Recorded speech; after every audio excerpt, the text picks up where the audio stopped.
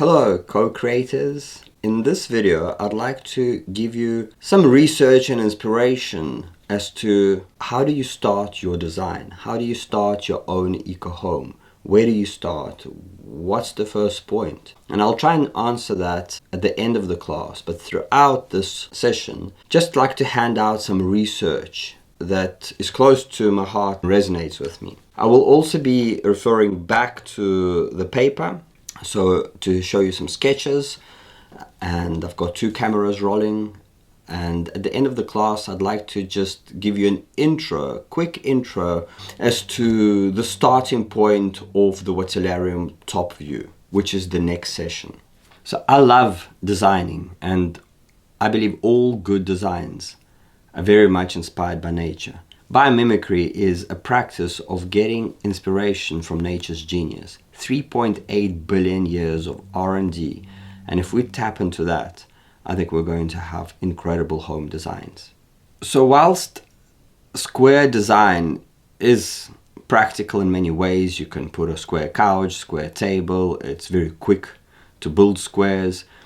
Curvilinear design is very much aesthetically pleasing. My hope and my wish is to create homes that are inspirational, that are calming, and that I very much resemble the forest and the way that nature houses creatures.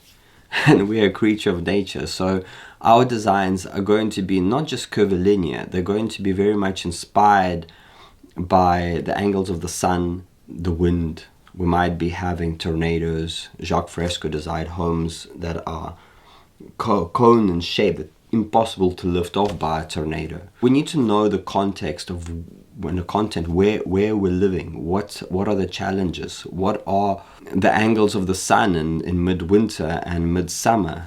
Where does the rain come from? What direction are the prevailing winds? Where do we have floods on the land? Because if we have a torrent that's coming down, we need to look at materials that are not going to get eroded. So some of the best designers are actually not architects.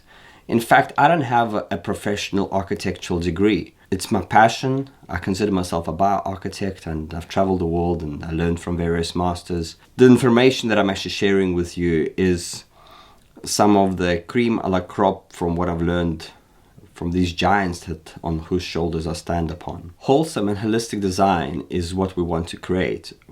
As an example, I'd love to bring my previous home in South Africa that I've developed as a permaculture property.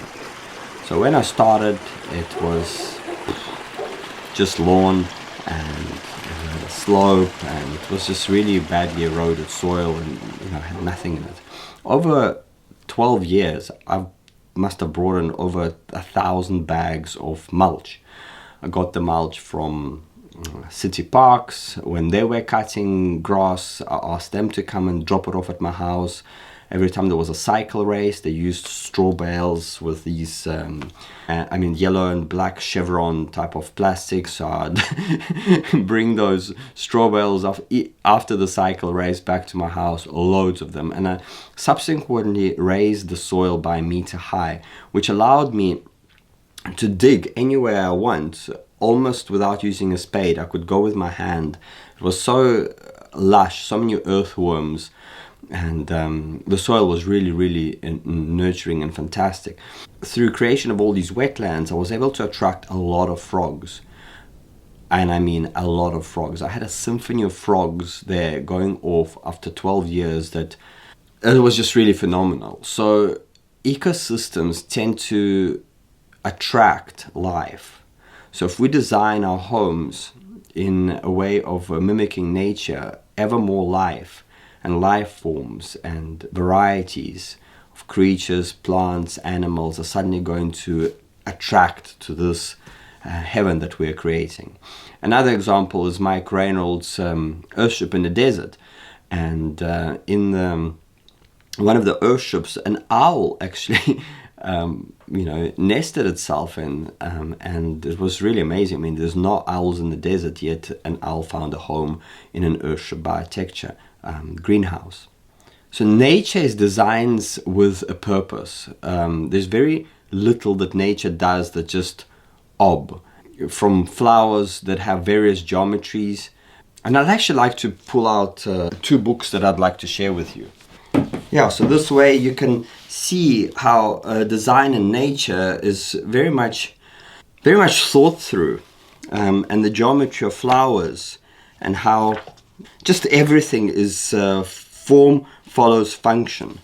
Lovely book. I'm going to give you some inspiration on various books that I have, just showing you how nature uses geometry at its core.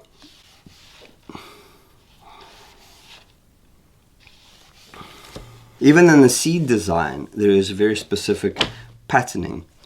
So the book is called The Hidden Geometry of Flowers by Keith Critchlow.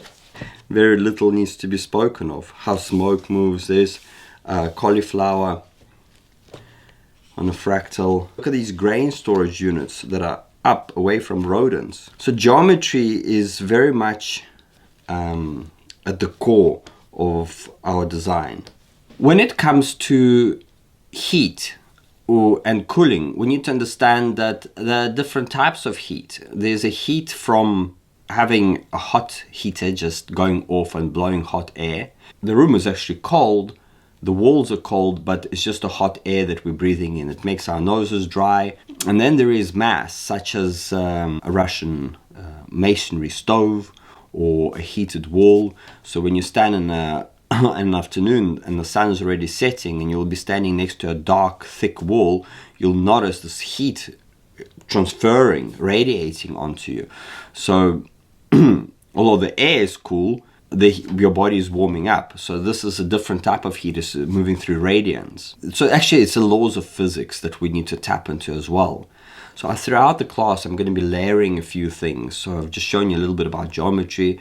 I'll be sharing about the biogeometry with you. We need to layer these things. And as I speak, maybe some ideas will prop up. Let's just look at a typical square home, for example.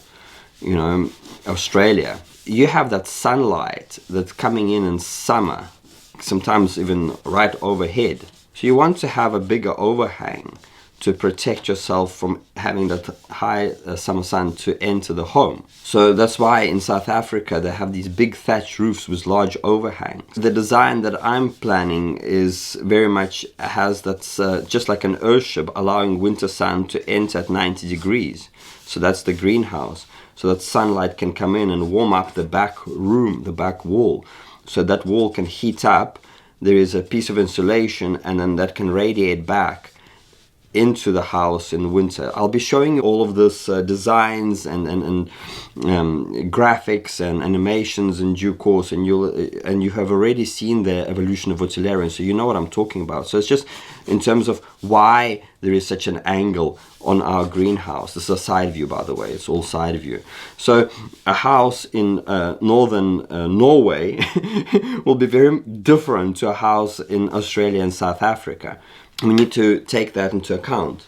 So the laws of physics are what we need to also look at, that mass radiates, and as soon as the temperature drops inside the house, the walls come on. So I'll be more focusing on the colder climate, because just a home for warmer climate is much easier to build.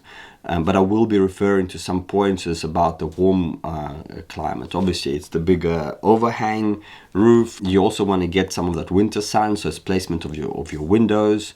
In a warmer climate, it'll be a stone floor, no insulation underneath. Where a really cold climate, I'll have an insulation underneath the home to have that, to stop that cold air from coming in. So that cold air coming in, we just don't want it. We want our home to stay nice and warm. Whether in a warmer climate, you've got the heat of the sun, and you want to cool down. So you actually want the stone floor that gives you the coldness, the coolness, and actually the floor is going to be very pleasant to stand on. Let's talk about also compounds and clusters. It's much easier if you have a top view now. If you have a few homes for example, with a central heating unit. Let's say you've got like a kitchen here and you've got some A, B, and Bs.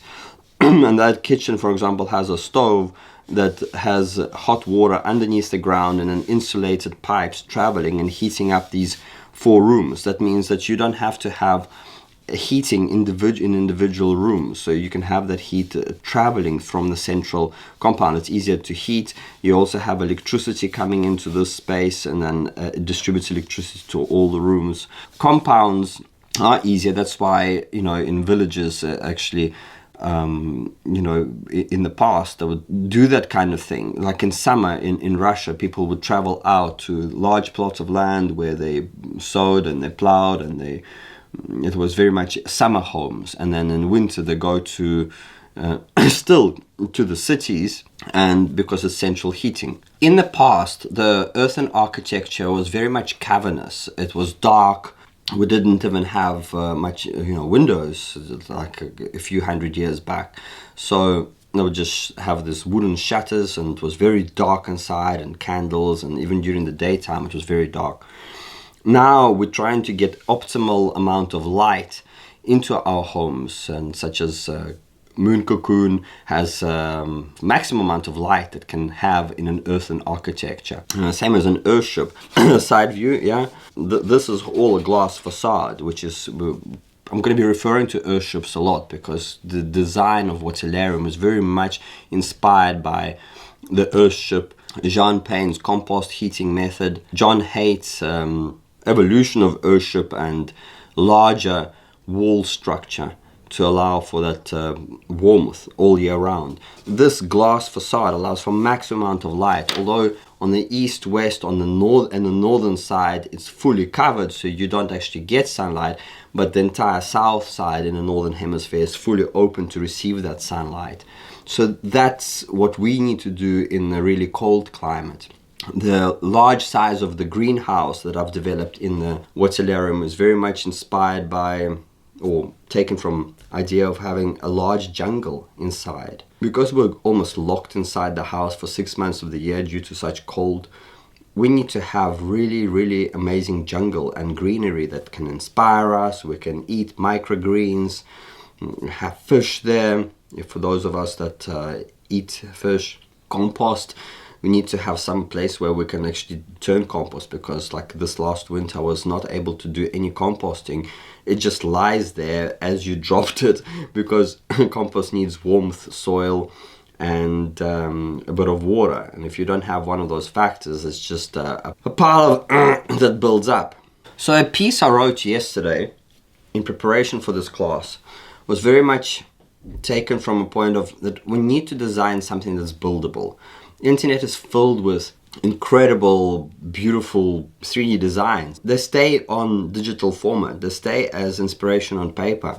We want to be designing homes that are achievable, that we can build, even if it's one room at a time, even if we can do a miniature version that can camp out in the back of our garden. But we want to design a home that's achievable. So the design ethics that I come from, if we designing something, we must think in terms of how we're going to be building it. Obviously, I want to avoid cutting down the forest, so I'm using very minimal amount of wood. There'll still be a little wood used, but using thick timbers, like actually in this room, that you don't want to use that because the forest is being cut down at a very rapid pace. So we want to use earthen vaults, and if we use the geometry, and there is a video I've posted in the Telegram group called Strength Through Geometry.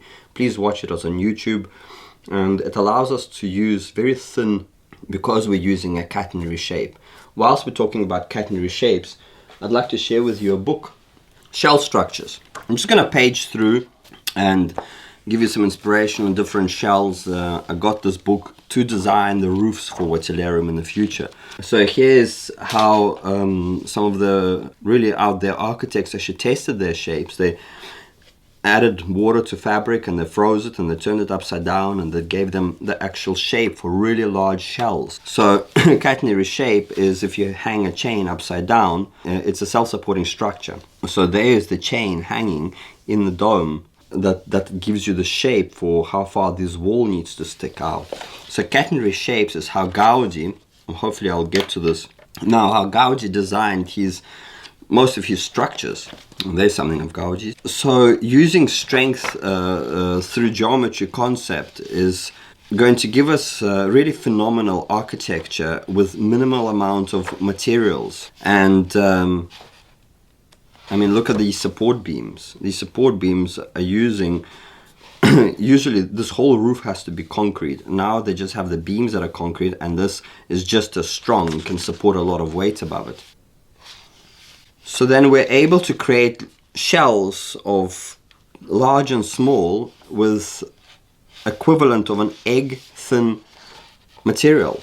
So if you want to delve deeper into strength through geometry, it's a book I highly recommend. But for those of us that like the earthen architecture, here's something Gustavino from 100 years ago. 1920s, I believe. He was 1897. He was already making 1 million bricks a year. Thin bricks to create very large structures. Having geometry at our core will allow us to create marvelous wonders with minimal use of materials. Now, we don't have to have such grand designs and such big projects, but everything is scalable. Gustavino vaulting. When we design, and in order for us to build, we need to have details, time, and resources. So we want to minimize the amount of resources that we use because we don't want to get into debt to build our natural architecture. Details, what are we going to be building our homes? And in my case, in any case, it will be earth, stone, and when we're talking about earth, we're talking about either clay soil, which you can create cob by mixing it with a little sand and some straw and just pounding it onto the wall, massaging it in, or we can pound it into tires, or we can ram it into earth bags. So what do we do with that earth? If it's sandy soil, it uses a little bit of cement as stabilizer, and with sandbags we can achieve incredible shapes. With stabilized earth, putting it into tires, we don't need to cement, but then we need to put more energy by pounding with large sledgehammer into the tires. But then we just use normal earth that we dig out from underneath our feet, as long as it's not extremely high clay content. Stones can be used for incredible foundation if you have abundance of it. So it's not about locking ourselves to, I want a home to use this material and it must be this shape. What materials do you have available that are lying around you? Like in our area, we can't find many tires. I have to drive to a big city 2.5 hours away to find tires. I have substituted tires for earth bag. We'll be creating just a tire foundation because I just can't find 400 tires in my little van and driving it from that far away. But every time I do go to town, I do try and get some tires. In fact, having a van is one of the most important things, like a pickup truck, when you want to do a natural construction. So these are the kinds of things that we already have to think about. How are you going to deliver that? If you're going to be calling on to delivery company to deliver all your building materials, you're going to clock up a very, very big bill. And also, when you need something suddenly, you're not able to go and get it. So having a good plan, having a good drawing, and this is what we're going to do through this course, will allow you to plan your building materials so you can avoid going too many times to the shops or going the extra unnecessary times. For example, if you are living nearby the city, you're able to get some polystyrene. Polystyrene would be a fantastic insulation if you can mix it with some aircrete. There's a video on YouTube that the guy just made a shredder using a lawnmower, and he makes the most fantastic insulation from shredded polystyrene and aircrete, and he just pours it into blocks, into whole walls. So if you're able to find that, I'm out in nature, I can't find that much polystyrene, but I have a lot of straw, so possibly using straw bales or straw as insulation is a choice if you're far away from the city. So where you based, if you have access to lots of clay, then that will determine what you're going to be building, because clay can't go into sandbags straight. It has to be mixed with sand. What budget do you want to spend on this? And obviously we're talking, when I design, although I try and design very pretty things, I really think of how is that going to be built? What type of budget? Do I have to get into debt to build this house? I mean, do you guys know that a typical Earthship costs $400,000 to build? I don't know about you, but I don't have that type of money lying around. So yeah, that really dictates to me the design and even how the home is going to be built. So I talk about this concept called fractality. So our central room in our... So this line is the back of the greenhouse of the design that we're going to be drawing. The main line is the back of the greenhouse, yeah? It's got a central room, and it's got, let me just draw 2 side rooms, yeah? So this room with the geodesic dome is got a wetland for treating water. It gives you warmth, a place to live. It's got a sauna and a bathroom. So it's a unit on itself. This whole unit is fractally, it's like a seed. You move onto the land, you build it in the first season, and then you add these rooms, and then you add your greenhouses. So that's why the home grows as finance become available and as time becomes available. Quantity of people is very important. Are you going to be building this house alone? Because possibly if you are building it alone and you like to work alone, and you have some proper finance, then maybe designing some things from wood that a crane could lift up some beams for you, and you have a roof done in a couple of days, or using timber for a roof, to build it quickly. It's lightweight. You can pick up the wooden struts yourself. I try to build alone. The earthen architecture, it takes very, very slow. I can do 4 tires a day, and especially after I've had COVID, I'm not able to pound many tires, and that's the reality. So that's why I've limited myself to 2 rows of tires for the foundation, and the rest I'm going to do with earth bag.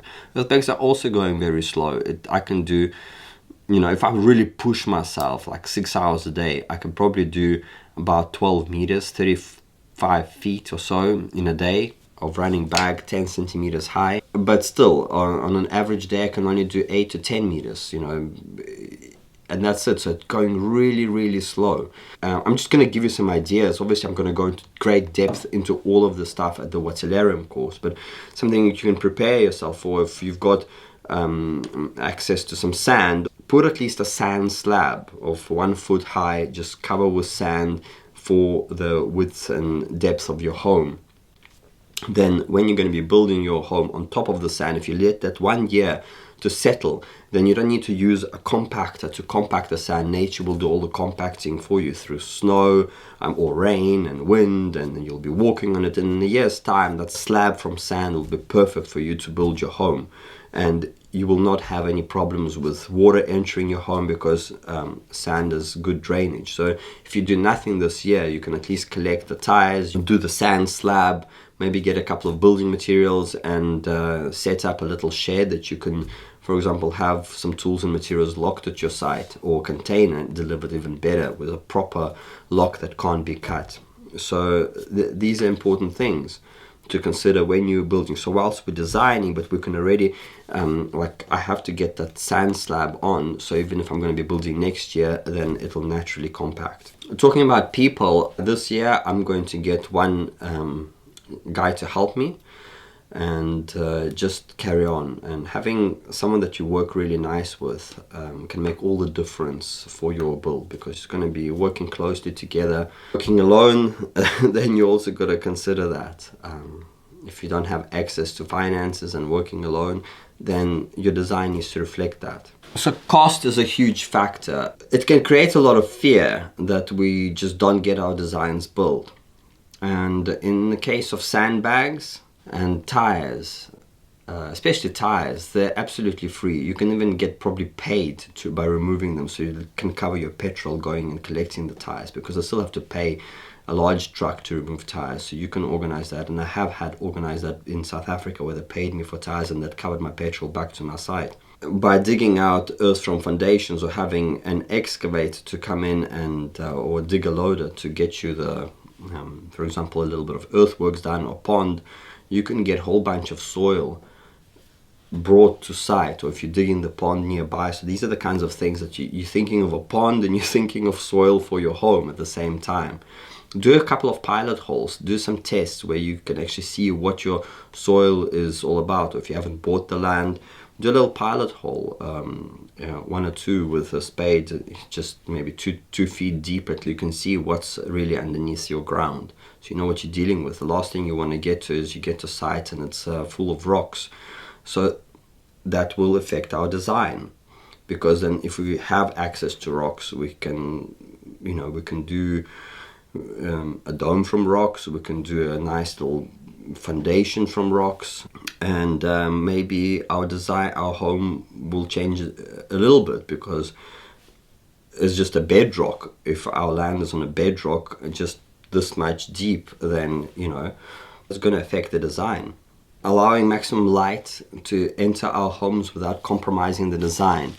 And I'll speak about it just now. Generally, in an earthen architecture, the window openings can't have less than 3 feet between the windows and the doors. You cannot have more than 4 doors placed at 90 degrees in a dome. So top view, so you can't have more than 4 doors, because the large openings, the doors have to be buttressed, and I'll speak about it just now. That allows the dome not to pop out, because when you make an opening in the dome, it's the weakest point. Having a maximum light with the windows without compromising the strength is very important. So this space between the openings cannot be less than 3 feet or 1 meter. So we want to allow maximum light whilst keeping the strength of the home. So by fusing walls and with a monolithic vault or a domed roof, fuse it by putting some rebar into the top of the wall and then actually weaving our dome or vaulted roof into the wall, will make one monolithic strong structure. The homes we're talking about are extremely strong, but if we're using stabilized such as cement, which is 9% plus minus in our structures, in our building materials, then we're going to have very, very strong wall. Plus, if it's plastered on the outside, so the weather is never going to get into those bags, especially if it's waterproofed as well. I believe that those are monolithic stones that's going to stand for 10,000 years into the future. So let's talk a little bit about buttressing. This little feature here is a buttress for this inside structure.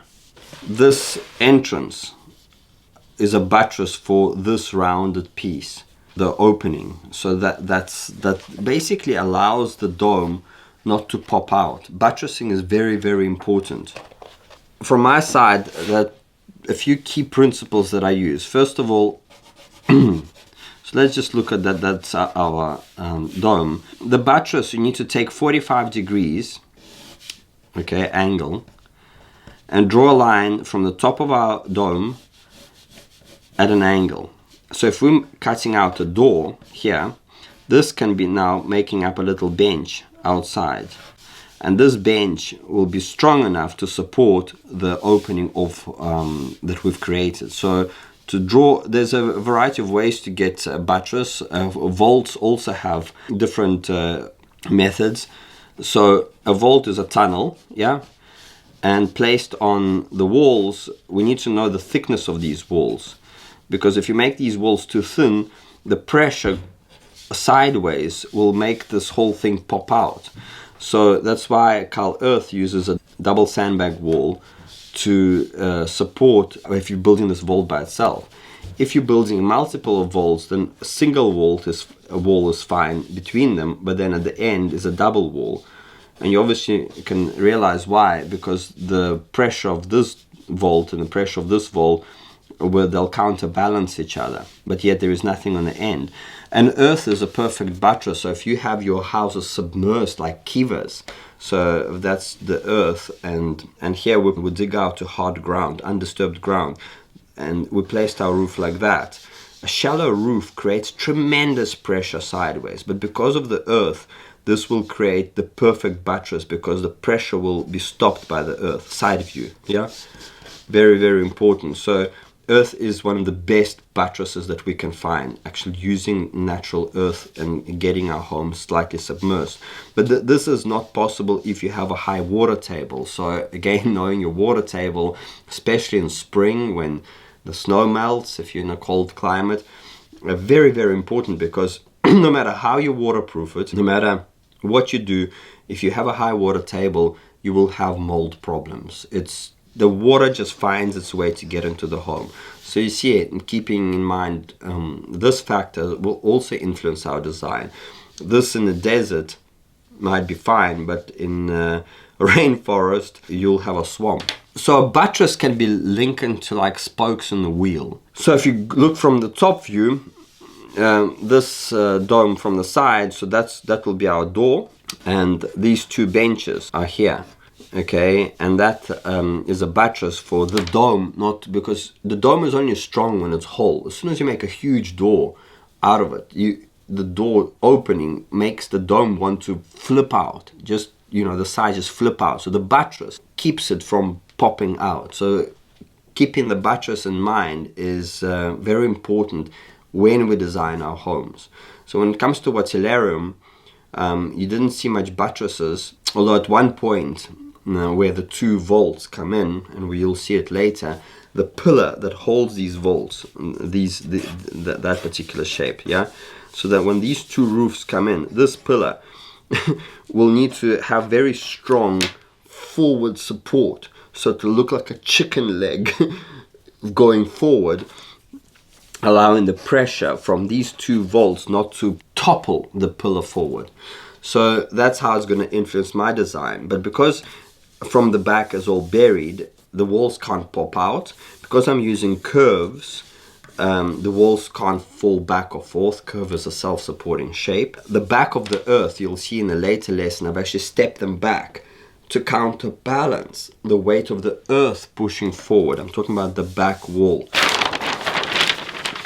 Yeah, this back wall pushing forward, and that's the pillar that I was talking about. Yeah, and look at that chicken leg. It's to support the pressure. Or you need to have a wall here extending, which will create shade. So, you know, there's lots of things to consider.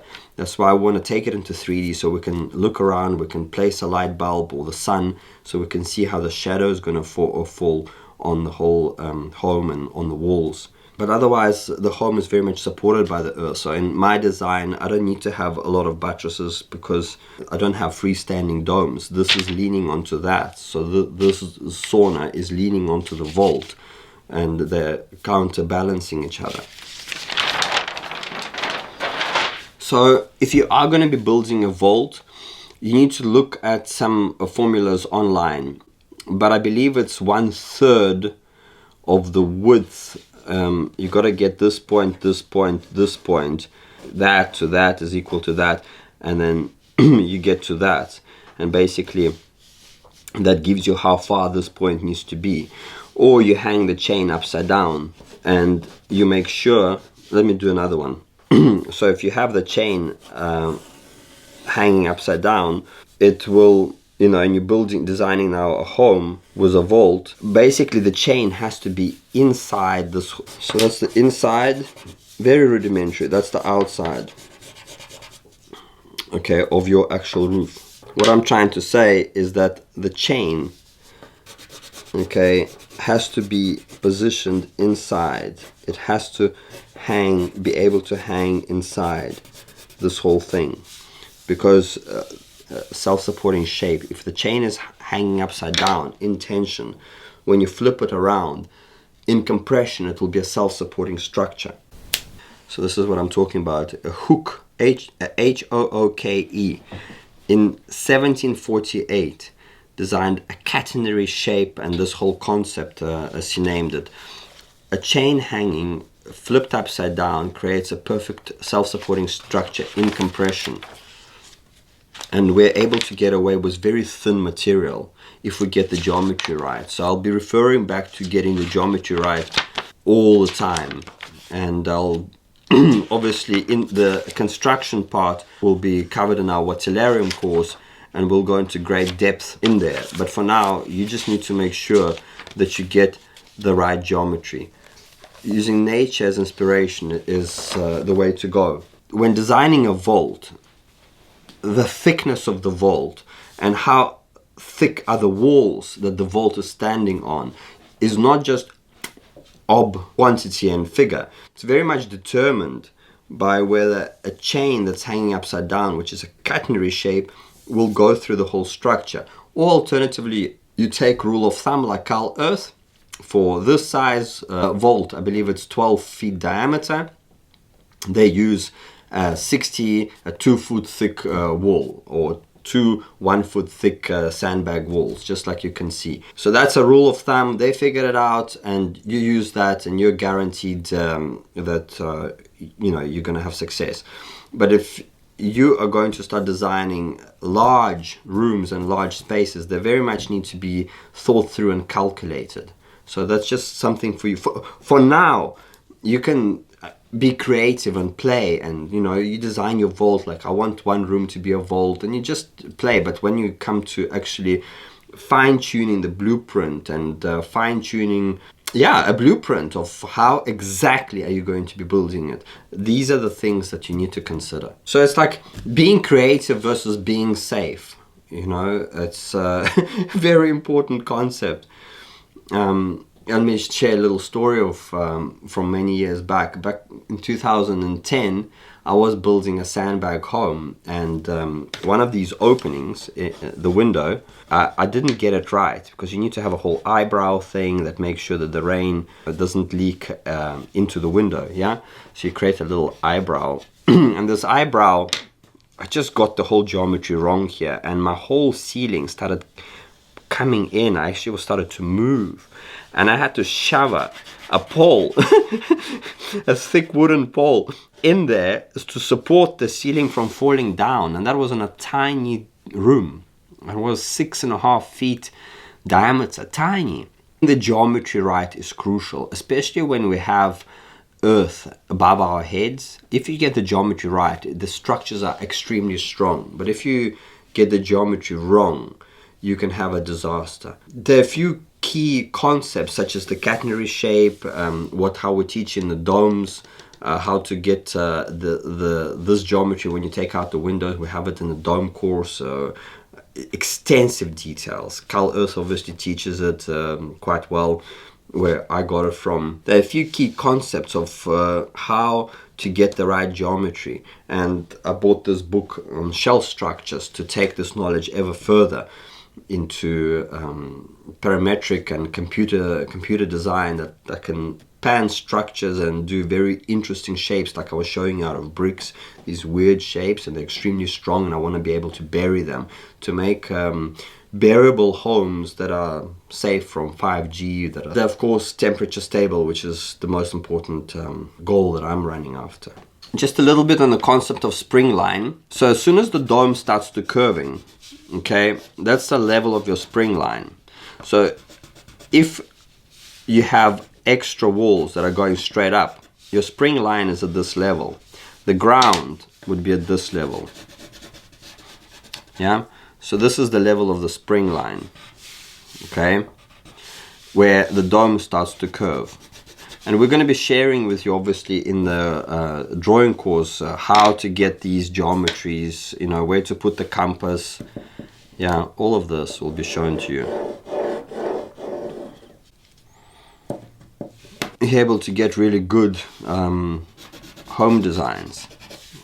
So we're going to be using a lot of this in the future, but just in this concept, I just want to share with you the height of spring line. And when I talk of spring line or other architects, what do we mean by that? It's the point where the dome starts going from. If you want to extend the height of the dome, because obviously the main reason we extend the spring line higher than the ground level is so we don't bump our head. If that's a human being, if I have the ground this level, then my head will be here you know, so I'm losing this whole space, if I make sense. I hit my head before I touch the walls. That's why Dome Gaia design homes that are more like soap bubbles that pop out like that, because then you can get to the end of the wall and you still have you know, space for to you know, whatever shelf you can have here. You reach your feet to the edge of the room, but you don't bump your head. That's why the home design pops out, and it's obviously very much aesthetically pleasing. And I'll touch on in biogeometry why we can't have perfect hemispheres, or we can, but we need to have a little pip on them, because a perfect hemisphere is actually a very harmful building, believe it or not. You need to have a little pip here to balance it. A pyramid is also very harmful. That's why the sides actually have a ever slight indent to balance them out. It's a concept I learned in the biogeometry training, because we all think, oh, pyramids and hemispheres. No, you can really hurt yourself and get very sick in these structures if you don't balance them correctly. So a pyramid would have a little pip on the sides, or it'll have a slight indent. Even the Great Pyramids of in Egypt have, if you have there's a helicopter shot where you can see the indent actually in the entire massive side of the pyramid. It's quite phenomenal. So let's talk about the different materials that I like to use. The first one is Super Adobe. So when we talk of Super Adobe, we talk of Lancet Arch. Lancet Arch is basically that. Okay, you place it by putting you place a compass here, and you draw, and you place a compass here, and you draw. Yeah, so by placing a compass here and here, we get this geometry. So that's a Lancet Arch geometry. When we talk of sandbags, we always refer to a Lancet Arch geometry. Reason being is that we can stack our sandbags, okay, without them falling over. If we do a Roman arch geometry, which is a soap bubble, okay, we can't stack sandbags because at some point they're going to start falling over. They don't have enough of themselves sitting on the previous row to, you know, to support their own weight and not to topple over. So very important when we talk about sandbag design and building with bags, we are talking about a Lancet Arch dome. Egyptian arch, Gothic arch, there's a few names for it, yeah? And then when we talk about a Roman arch, it's basically creating a bubble. Yeah, whether you have it more than half or just a half hemisphere. Now that we're talking about sandbag domes, I already spoke that you can't have more than 4 doors at 90 degrees apart. You can't have openings less than 3 feet apart for stability. Okay, the door cannot be more than 2/3 of the dome. So it's very important. So you can't make a huge door in a low dome. So please keep that in mind. These are very important design considerations.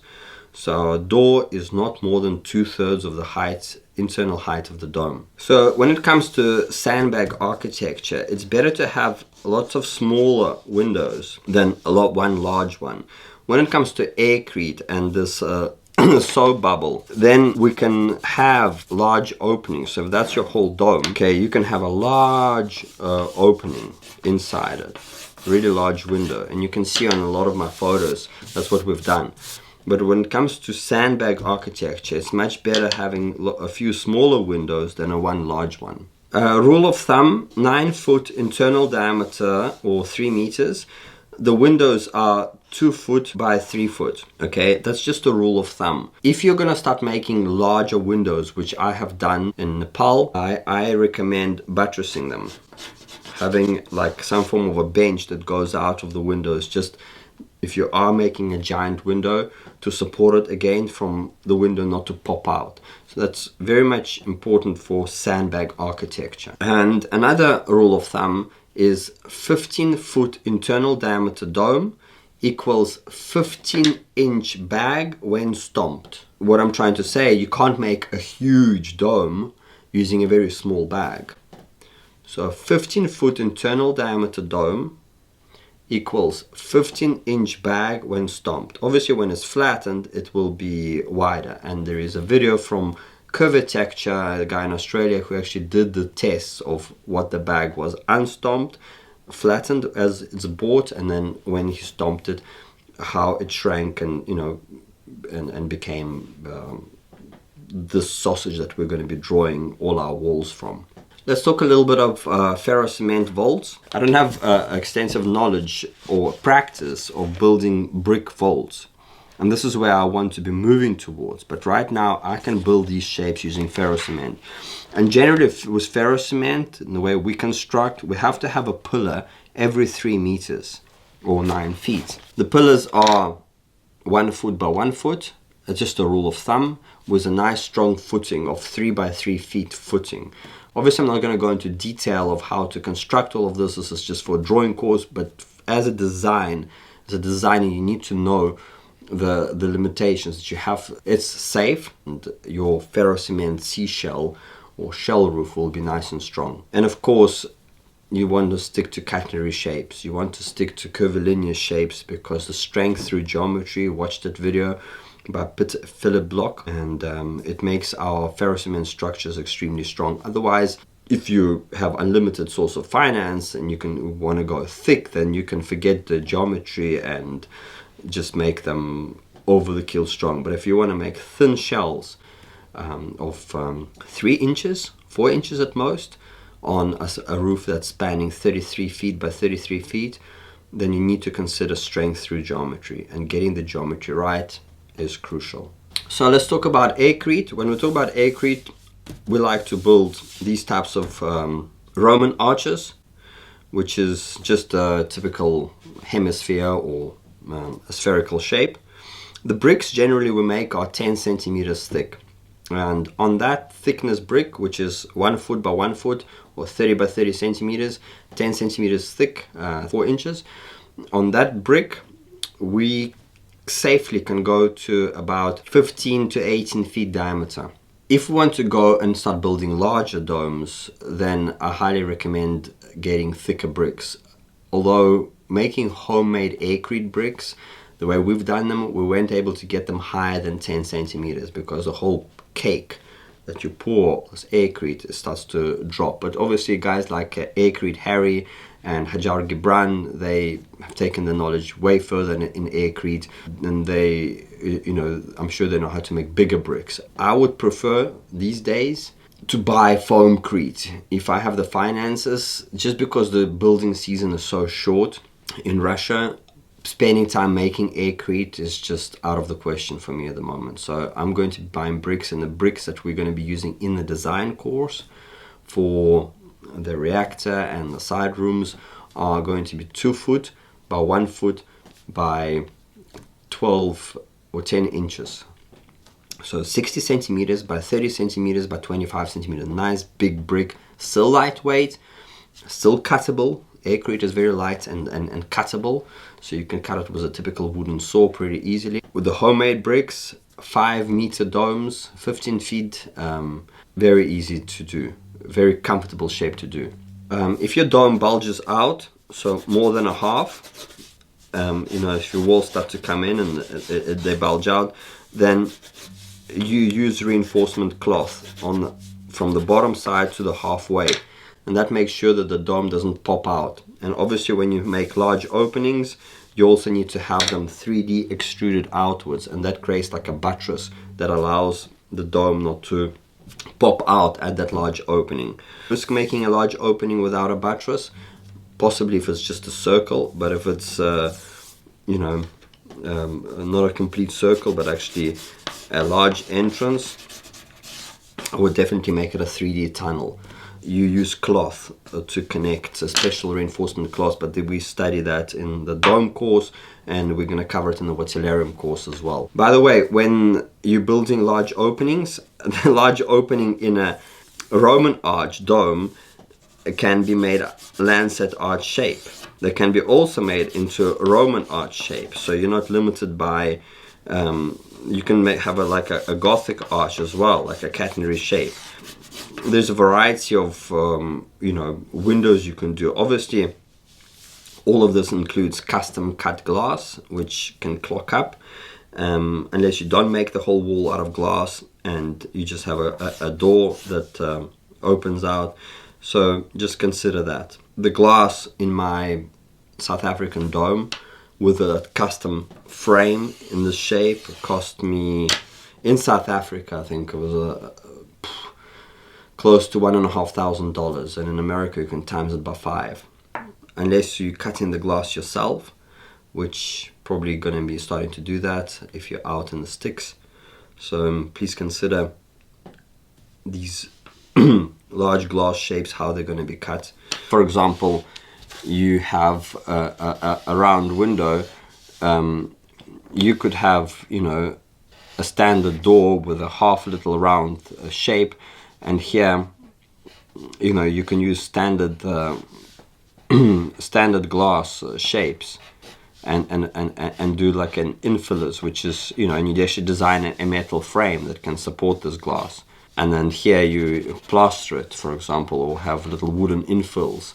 So it all depends on the budget, but this beautiful, stunning glass window with rays going out is costly. And I even broke a couple of pieces of glass when installing that. Aircrete Harry was able to build these domes from aircrete using a mesh and a spray-on method, and he was able to get away 1/4 inch thick on the internal dome and 1/2 inch thick on the outside dome. So he had 2 actual domes on the blow-up shapes, and he would spray them, and he would pour aircrete between. So you can go really, really thin if you're creating a shell, just because he got the geometry right. 1/4 inch thick for a wall, that's incredible.